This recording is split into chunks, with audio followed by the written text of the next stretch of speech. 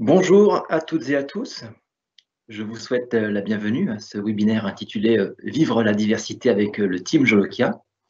Je suis Pierre Clair, je suis manager pour Soprasteria et je suis responsable des relations avec l'enseignement supérieur. Depuis la création de l'association en 2012, le team Jolokia et Soprasteria sont partenaires. L'engagement du team Jolokia, c'est de promouvoir la diversité, c'est de sensibiliser le grand public, mais aussi les organisations lors de sessions de formation, ou lors d'événements que vous connaissez, comme par exemple la course croisière EDEC. Aujourd'hui, nous avons le plaisir d'accueillir 3 équipières du team Jolokia qui vont s'exprimer pendant 45 minutes. Elles vont revenir sur leur expérience professionnelle, sur leurs expériences personnelles et également sur leur parcours. Comment gérer la diversité et les différences? Comment faire de nos différences une force? Voilà, tels sont les sujets que vont aborder nos 3 interlocutrices. Alors, tout au long de ce webinaire, vous aurez la possibilité de poser des questions dans le fil de conversation qui se trouve à la droite de votre écran et nous y répondrons à la fin. Donc, nous vous proposons de partir à la rencontre de l'équipage et de découvrir comment la diversité est source de richesse collective. Je vous souhaite à toutes et à tous un très bon webinaire et tout de suite, je te passe la parole, Hélorie. Merci Pierre et merci à Soprasteria de tous nous rassembler aujourd'hui. Jolokia rassemble chaque année sur un voilier de course qui est une véritable Formule 1 des mers, un équipage qui est composé de personnes toutes différentes les unes des autres. Par exemple, des personnes qui n'étaient jamais montées sur un voilier auparavant, comme Raphaël, des jeunes et des moins jeunes de 19 à 62 ans, 50% de femmes et 50% d'hommes, des personnes en situation de handicap ou des cultures différentes, comme Dana. Sur ce voilier de course de 20 mètres de long et de 30 mètres de hauteur, qui est particulièrement exigeant et qui n'est absolument pas adapté ni modifié, nous, l'équipage, démontrons par l'exemple qu'une équipe composée de personnes toutes différentes est capable d'accomplir de grandes choses et de bien travailler ensemble. Nous sommes Dana, Raphaël et Hélorie. Dana, je te laisse te présenter. Merci Hello, je suis Dana, je suis roumaine, engagée depuis 3 ans pour Jolokia et dans l'équipage, je m'occupe de la stratégie et la navigation. Raph? Bonjour, c'est Raphaël. Je connais l'association depuis 2018 et je navigue avec ce bateau. Et moi, mon rôle, je suis dans la cellule centrale, donc je gère les voiles d'avant. Je suis Hélorie, je suis jeune diplômée d'école de commerce. Et dans l'équipage, mon rôle, c'est soit d'être tout à l'avant du voilier pour assurer les manœuvres de changement de voile dans les éléments, ou soit tout en haut du mât de 30 mètres pour pouvoir lire le plan d'eau. Aujourd'hui, fort de cette démonstration de l'équipage, nous partageons cet exemple positif auprès de différents publics, des jeunes, mais aussi des entreprises, comme avec Soprasteria. Et nous formons chaque année environ 40 de leurs managers au management inclusif, en leur faisant vivre une journée d'expérience en situation sur le voilier. Et que ce soit dans le cadre de la course croisière EDEC ou comme aujourd'hui, nous choisissons aussi de venir à votre rencontre, car vous aussi, vous êtes concernés par la diversité et l'inclusion en tant que futur manager. Vous allez sans doute vivre des situations où vous serez face à des personnes très différentes et où il vous faudra apprendre à bien travailler ensemble. Alors aujourd'hui, nous allons partager avec vous de façon authentique ce que Dana, Raphaël et moi avons vécu à Jolokia, comment cela a changé notre regard sur les différences au quotidien et pourquoi nous pensons que c'est important pour vous aujourd'hui d'apprendre cela. Je vais commencer par une affirmation qui est généralement acceptée sans trop d'opposition. La nature est la différence. Si on regarde autour de nous, on n'arrive pas à identifier des organismes produits sur le principe copier-coller. Ce qu'on a fait, nous, les êtres humains, on a créé des catégories, des classes. Et on a appris à l'école que les membres d'une catégorie sont tous similaires à l'intérieur de la catégorie et différents de ceux qui se placent à l'extérieur. Cela nous pousse à écarter tout ce qui n'appartient pas à notre catégorie. Mais en agissant d'une telle manière, on ignore le fait que chacun de nous se caractérise par une pluralité de traits, de caractéristiques, et qu'il fait donc partie de plusieurs catégories, qu'il entre avec les autres dans une pluralité de relations. Avant d'écarter l'autre, il faut être conscient du fait qu'il est bien possible, si on change le critère, qu'on le retrouve dans la même catégorie que nous. Je ne suis pas française, ce qui me place à l'extérieur du groupe d'Elori et de Raphaël, mais en même temps, on appartient toutes les trois aux catégories femmes, sportives, empathiques, ravissantes, etc. Comme on appartient à plusieurs catégories, on a facettes. Pour chaque catégorie, sa facette. Et comme elle est multifacette, cela nous aide à tisser des liens avec toutes les personnes qui nous entourent, même si ces personnes ne se ressemblent pas. Cette multitude de facettes nous permet de créer des relations de nature différente. Et je vous propose d'identifier dans vos vies au moins, disons, 5 types de telles relations. Je vous donne quelques exemples. Relations entre mecs au foot, peu importe la nationalité, la couleur, la religion. Entre jeunes au bar, peu importe le sexe, la couleur, la constitution physique ou la nationalité. Entre passionnés d'histoire, peu importe l'âge, le sexe, la nationalité. Le même mec, jeune passionné d'histoire et de foot, va entrer tout naturellement dans cette diversité de relations. Bon, je savais tout cela avant mon expérience Jolokia. Mais vivre l'expérience, vivre la diversité au sein de l'équipage, m'ont aidé à me rendre compte que j'avais une image plutôt théorique sur les stéréotypes et que c'est en pratiquant la diversité qu'on comprend vraiment les subtilités de la notion.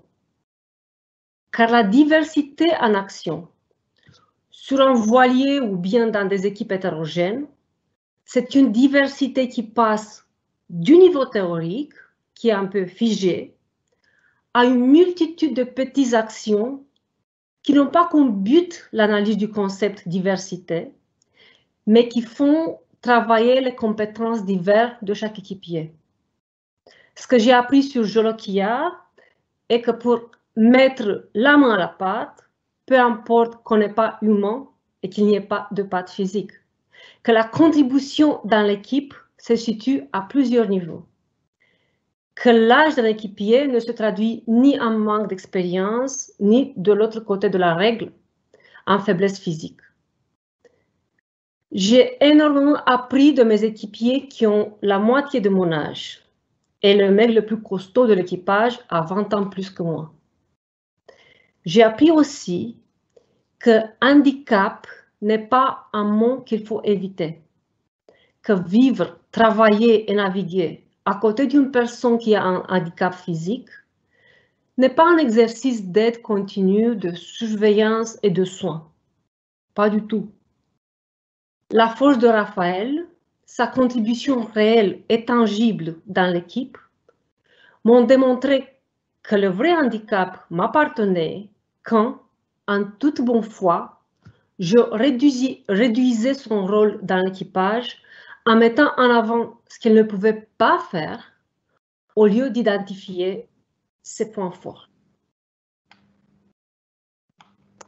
Je vais continuer. Merci Dana.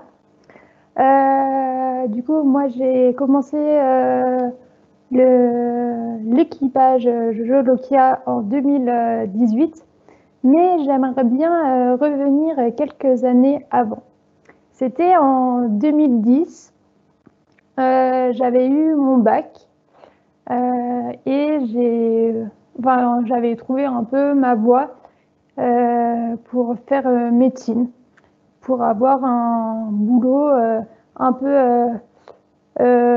avoir un contact avec les personnes, pouvoir aider et avoir un savoir. Et pendant l'été, après mon bac, je suis partie en Inde avec des volontaires pour aider là-bas. et j'ai eu un AVC, donc accident vasculaire cérébral là-bas. Donc ça veut dire que moi j'ai eu un coma au début et après ils ont pu me opérer là-bas, donc c'était dans le cerveau à droite et du coup à la moitié ça marchait pas du tout, je pouvais pas du coup marcher, prendre mon bras, je pouvais pas parler, lire, écrire. Du coup c'était très compliqué parce que mon cerveau marchait mais je pouvais pas exprimer. Du coup quelques semaines après je suis rentrée en France et je voyais chaque jour dans l'hôpital que j'avais plein de choses qui marchaient moins qu'avant.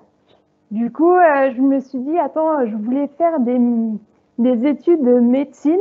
J'étais direct plongée dedans, mais par contre, du mauvais côté. Du coup, ça, c'était vraiment rude.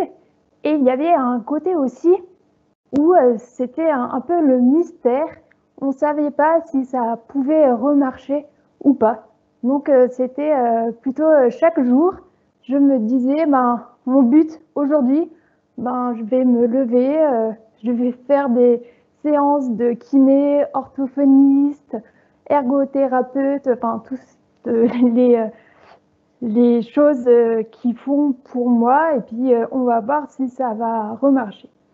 Donc, c'était vraiment rude, parce que quand on a 17 ans, et ben, on a notre bac, on est heureux parce que on va commencer vraiment notre vie perso avec nos amis. Voilà, donc mon rêve était achevé direct.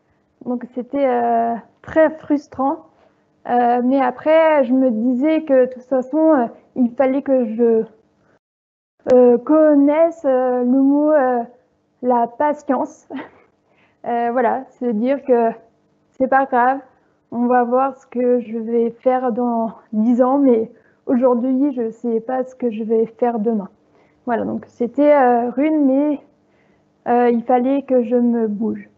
Voilà, et puis après, moi, je faisais pas mal de sport avant, du coup, comme courir, je faisais pas mal de tennis, je courais, et je me suis dit, ben là, tout ça était en néant pour moi. Donc je me suis dit, ben, je vais apprendre la natation avec un bras et une jambe qui ne marchaient pas. Et voilà, je suis arrivée jusqu'en championnat de France. Et voilà, je me suis dit, ben, en fait, j'ai des choses quand même qui marchent. C'est clairement différent qu'avant, mais ça peut être agréable, en fait, de vivre aujourd'hui et pas comme avant mon accident. Voilà, et j'ai connu Jolokia, du coup, en 2018. Là, je me suis dit, c'était un rêve, hein. Voir, vous pouvez regarder le site parce qu'on voit le bateau qui est immense, 20 mètres de long, des équipiers qui sont en rappel sur le bateau. Je me suis dit, ben, moi, le sport, j'adore. Et là, ils prenaient des personnes carrément différentes. On pouvait tous essayer d'être pris. Donc, je me suis dit, aujourd'hui, il n'y a rien à perdre, j'essaye. Et j'ai été prise. Et du coup, c'était juste fou. J'arrive sur un bateau magnifique pour faire des courses. Par exemple, j'ai fait le Fastnet. Si vous ne connaissez pas, c'est une course super importante. C'est renommé. Et voilà, enfin, je me suis dit, ben, ça va être galère, ça c'est sûr, parce qu'avec un bras pour gérer les voiles d'avant, ben, normalement, il faut avoir deux bras quand même. Du coup, j'ai dû trouver d'autres systèmes, mais c'est l'équipage aussi qui est super fort, parce qu'en fait, chacun a un rôle et on ne va pas piquer le rôle de l'autre. C'est chacun a un rôle très spécifique Et c'est la confiance avec chacun. On peut aller plus loin, on peut gagner à la fin pour des super courses. Et du coup, voilà, j'ai pu assumer du coup mon handicap parce que mon handicap était visible. Je ne pouvais pas le cacher. Les équipiers, ils l'ont vu dès le début. Donc ça, pour moi, c'était compliqué de assumer. Mais après, je me suis dit, en fait, en moi, j'ai des qualités que j'ai déjà. Autant apporter tout ça pour l'équipe. Voilà. Alors, depuis tout à l'heure, Dana, Raphaël et moi, vous parlons de diversité. Et peut-être que de nombreux d'entre vous se demandent en quoi est-ce que cela me concerne. Les histoires de Dana et Raphaël sont inspirantes, mais moi, je ne suis ni étranger, je ne suis ni en situation de handicap, je ne me sens pas différent. Donc, comment est-ce que je peux me sentir concernée par ce qu'elle raconte ? Si vous vous posez cette question, je vous rassure, c'est tout à fait normal. C'est exactement la question que je me suis posée il y a 2 ans lorsque j'ai voulu rejoindre Jolokia. Pour préparer l'entretien des sélections, ma manager m'a amenée à me poser une question.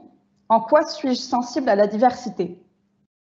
Visiblement, je cochais à l'époque toutes les cases de la non-diversité pour Jolokia, une filière d'études classique avec classe préparatoire et école de commerce.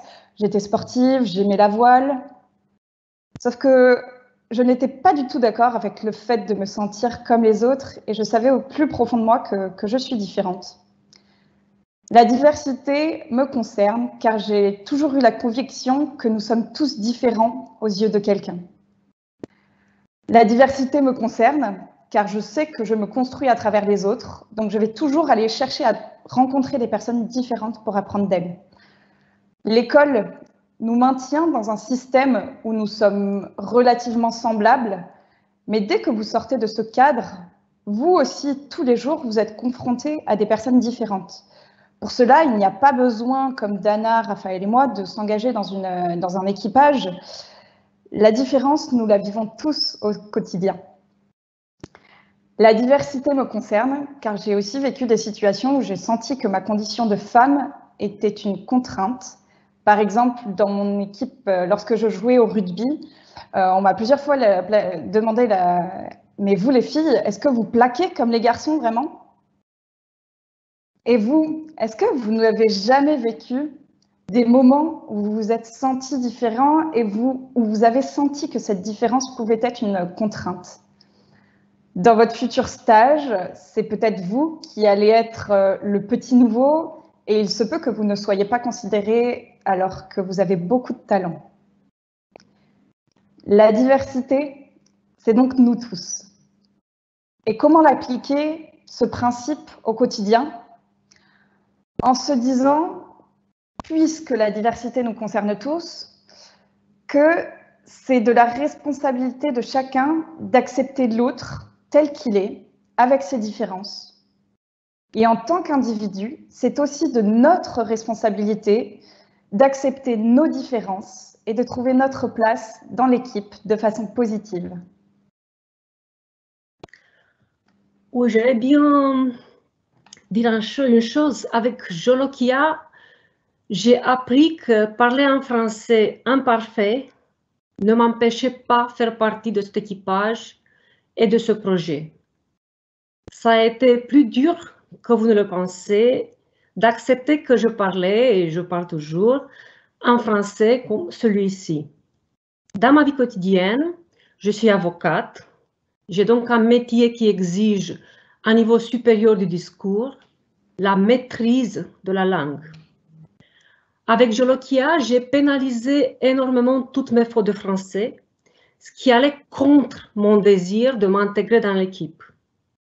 Mais en mer, pendant les courses, le fait de communiquer vite était plus important que le subjonctif imparfait et au fur et à mesure, j'ai appris à mettre en avance, premièrement devant moi-même, ce que je pouvais donner dans l'équipe pour atteindre l'objectif commun. Chez Jolokia, on apprend à trouver sa place dans l'équipe de façon positive. C'est identifier et mettre au service du projet ce que je peux faire au lieu de me laisser réduite par ce que je ne peux pas faire ou parce que la société pense que je ne peux pas faire. Et la voie pour apprendre tout ça, c'est la communication réelle. Et justement, Dana et moi voulons vous partager aujourd'hui un exemple ou un contre-exemple même où la communication n'a pas marché entre nous. Alors, c'était lors d'un entraînement au Glénan. C'est la première fois que je rencontre Dana. La veille, j'étais chef de bord sur un voilier de 4 personnes et aujourd'hui, c'est Dana qui est la chef de bord. Lors de leur manœuvre finale, il faut arrêter le bateau et s'accrocher à une bouée. Alors, je donne mon avis sur comment faire la manœuvre, car je me disais ces phrases. J'ai des compétences en voile, je sais faire, j'ai toujours fait comme cela. Et comme c'est mon caractère de m'exprimer et d'être dans l'action, voilà. Dana est chef de bord, donc elle donne aussi son avis sur la manœuvre. Mais elle ne prend pas les choses en main. Alors, moi, je me suis dit, bon, c'est que finalement, elle n'a pas d'avis sur la manœuvre, elle ne sait pas bien faire. Moi, j'ai toujours fait comme cela, je sais que ça va bien se passer, donc j'ai pris en main la manœuvre. Bon, on arrête le bateau, on accroche à la bouée, je suis fière de l'équipage, je leur dis bravo, belle manœuvre. Là, le skipper arrive et nous demande, mais pourquoi est-ce que vous n'avez pas accroché le bateau de telle manière? Et c'était en fait la proposition de Dana. Donc, moi, j'ai interprété la situation de telle façon. Alors, je suis une personne qui a des compétences et mon caractère me pousse à donner mon avis, à être dans l'action, à prendre les devants, et c'est ce que j'ai fait en l'occurrence. Mais je n'ai pas écouté Dana. Comme je ne connaissais pas Dana, j'ai supposé que le fait qu'elle ne prenne pas en main la manœuvre voulait dire qu'elle ne savait pas faire. Et je vous laisse écouter maintenant Dana donner son interprétation de la situation. Oui, j'aimerais bien présenter cette situation à travers mon ressenti. Il y avait beaucoup de frustration et d'explosion intérieure, mais pas beaucoup de mots. Au moment décrit par Elori, je luttais encore contre mes handicaps de langue, contre mes frustrations, et cela explique pourquoi, dans cette situation-là, je ne me suis pas exprimée davantage. Dans l'histoire décrite par Elori, il est évident que la même situation objective a été perçue d'une manière différente à travers les yeux de chacune et les préjugés de chacune. Comment faut-il résoudre ça? Comment agirez-vous au moment où un conflit naît à l'intérieur de votre équipe à cause d'une situation comme celle-ci? La solution Jolokia, c'est écouter l'autre, aller vers lui, faire ensemble. Plus qu'un exercice de communication, ça sera un test de confiance.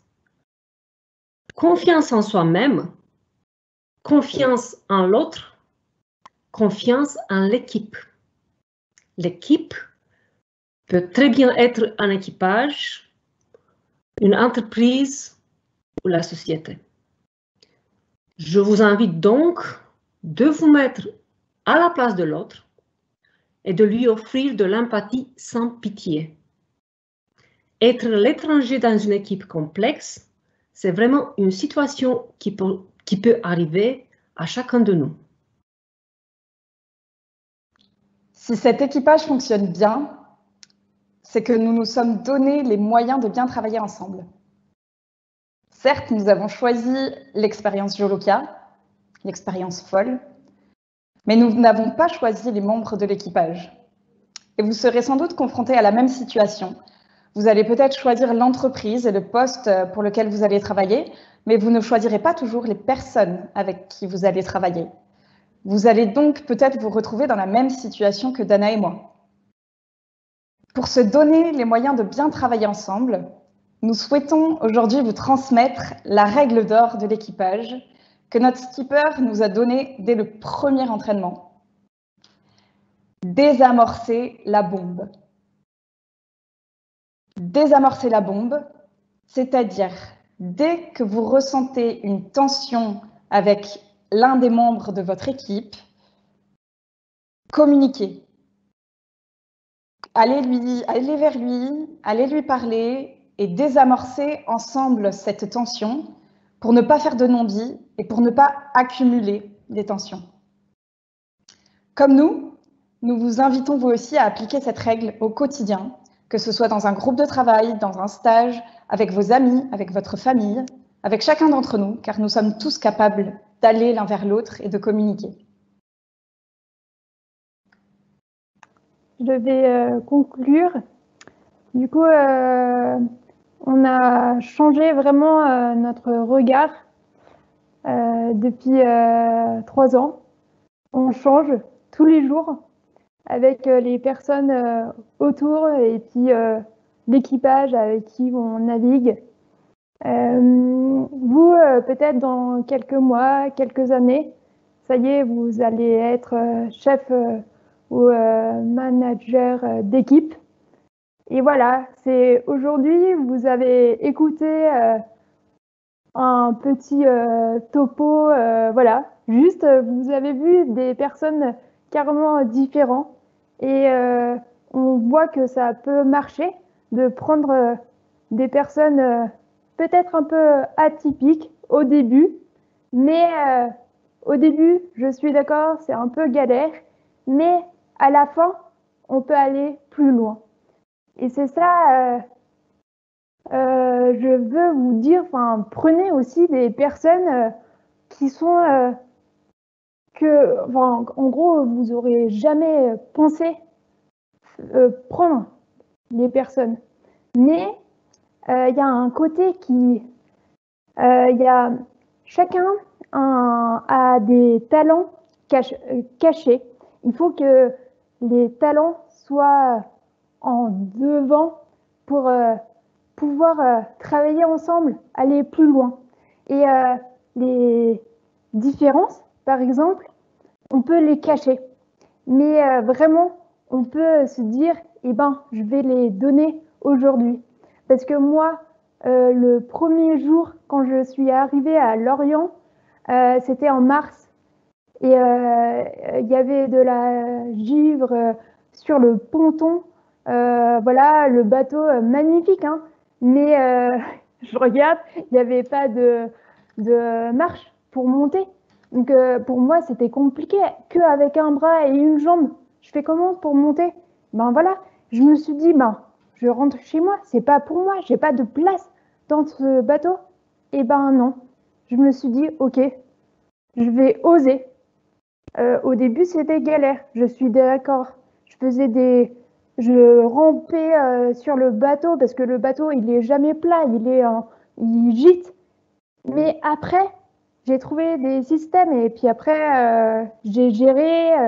Et voilà. Et c'est ça, c'est que nos défauts, on dit que c'est des défauts, mais si je les mets en avant, eh ben, ça va être des plus pour les autres, pour être épanoui. Et aujourd'hui, vraiment, la diversité, c'est une force que chacun a en nous. Peut-être, moi, aujourd'hui, ça sera sur le mot handicap. Aujourd'hui, ça peut être un gène pour un groupe. Mais en soi, chacun a des handicaps visibles. Pour moi, c'était ça. Et il y en a d'autres qui ont des handicaps cachés. Donc, la vie est là. On la prend aujourd'hui. Et je vais juste vous redire quelques mots avant de repartir. Le mot écoute. Pour travailler ensemble, il faut écouter les autres. Il faut dialoguer ensemble. Se faire confiance. Déjà, se faire confiance en nous. Et puis faire confiance aux autres. Ça, c'est super important si on veut continuer et progresser ensemble. Et en tout cas, merci beaucoup d'être venu pour ce petit moment avec Jolokia. Merci beaucoup, Raphaël. Je vous propose à présent de passer à quelques questions que vous avez été nombreux à nous poser sur le fil de conversation. Et je vais laisser le micro à Marion, qui va se faire le porte-parole de vos questions. Marion, c'est à toi. Merci Pierre. Alors, première question de Sophie. Comment avez-vous surmonté vos différences dans le monde du travail?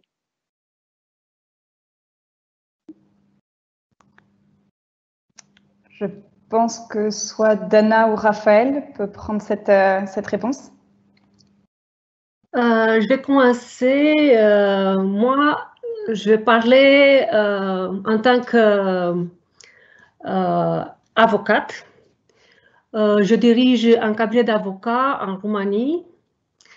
Et ce que je veux dans mon équipe, c'est avoir une pluralité de compétences.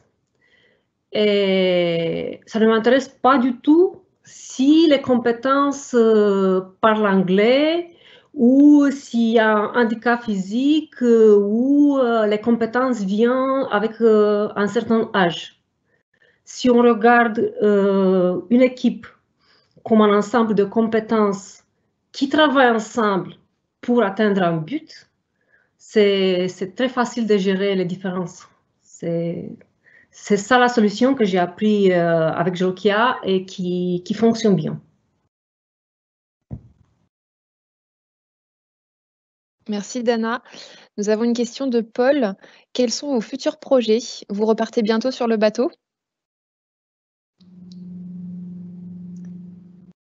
Alors, peut-être que je peux répondre à cette question. On repart sur le bateau dès que la situation nous le permettra, la situation sanitaire. Et aujourd'hui, avec l'association, on est en train d'évoluer.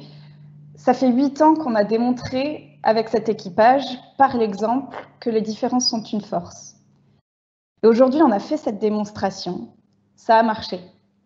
Du coup, on a envie d'évoluer vers une phase plus d'action, c'est-à-dire d'utiliser ce support pour partager à un public plus nombreux et plus large l'expérience qu'on a vécue et faire vivre cette expérience à d'autant plus de monde pour pouvoir sensibiliser, former et rendre acteurs, que ce soit des jeunes, des entreprises, des publics vulnérables, sur ce beau message de nos différences sont une force.